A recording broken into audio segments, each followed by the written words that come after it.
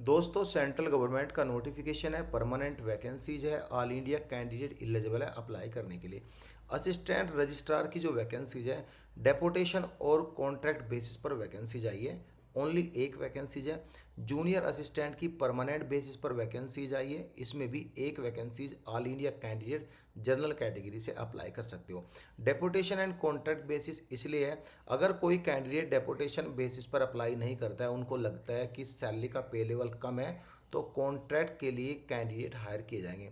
ये जो वैकेंसीज आई है, Ganikant Chaudhary institute of engineering and technology में आई है, जो कि ministry of education government of India West Bengal में आपकी जॉब लोकेशन रहेगी। एग्ज़ाम भी आपका वेस्ट बंगाल में ही होगा।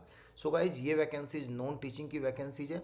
Note U R means general candidate, तो यहाँ पे आपको एज का कंसेशन, फी में कंसेशन, किसी भी तरह का कोई कंसेशन नहीं मिलेगा। एक्सपीरियंस एंड एज क्राइटेरिया सब कुछ इन वैकेंसीज की लास्ट डेट से काउंट किया जाएगा।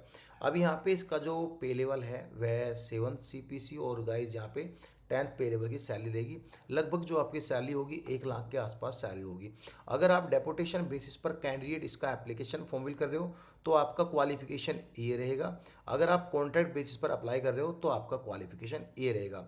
यहाँ पे जो डेपुटेशन बेसिस पर है, मास्टर डिग्री में 55% के नंबर आपके पास होने चाहिए। और गाइज, आप ये जो होगी पोस्ट है, इस लेवल की एक पोस्ट जो है पहले से ही होल्ड कर रहे हो तो आप अप्लाई कर सकते हैं। अगर सब पोस्ट होल्ड कर रहे हो तो ठीक है, अगर नहीं कर रहे हो, आपने सर्विस किया हुआ है as a superintendent with 8 year का एक्सपीरियंस एज पर 7 CPC या पे लेवल 6 से ऊपर काम किया है, तो आप जब भी एलिजिबल होंगे।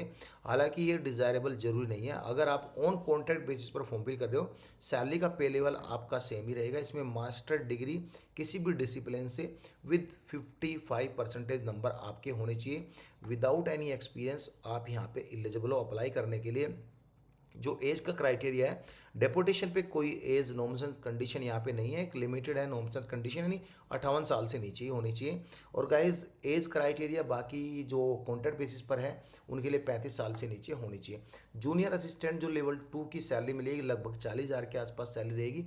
आपका 12वीं पास आपने किया है। और गाइज, यहाँ पे आपकी टाइपिंग स्पीड 35 वर्ड पर मिनट आपकी टाइपिंग स्पीड इंग्लिश में, और proficiency in computer word processing and spreadsheet में है, तो आप एलिजिबल है अप्लाई करने के लिए। हालांकि यहाँ पे 12th बेसिस पर ही कैंडिडेट फॉर्म फिल कर सकते हैं। बाकी का यहाँ पे किसी भी तरह का कोई सर्टिफिकेट नहीं देना।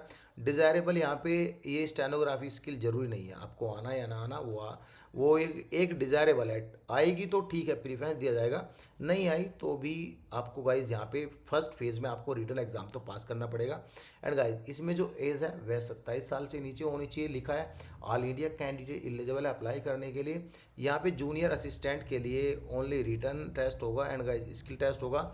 बाकी जो यहाँ पे असिस्टेंट रजिस्ट्रार की वैकेंसीज आई है उसके लिए यहाँ पे ओनली इंटरव्यू होगा। गाइज, ये अपॉइंटमेंट ऑन रेगुलर बेसिस, यानी ये बात कर रहा है जूनियर असिस्टेंट की, जो कि रेगुलर परमानेंट बेसिस की वैकेंसीज है। इनिशियली ये प्रोविजनल पीरियड जो है आपका 2 साल का रहेगा। मेडिकली फिट होना चाहिए।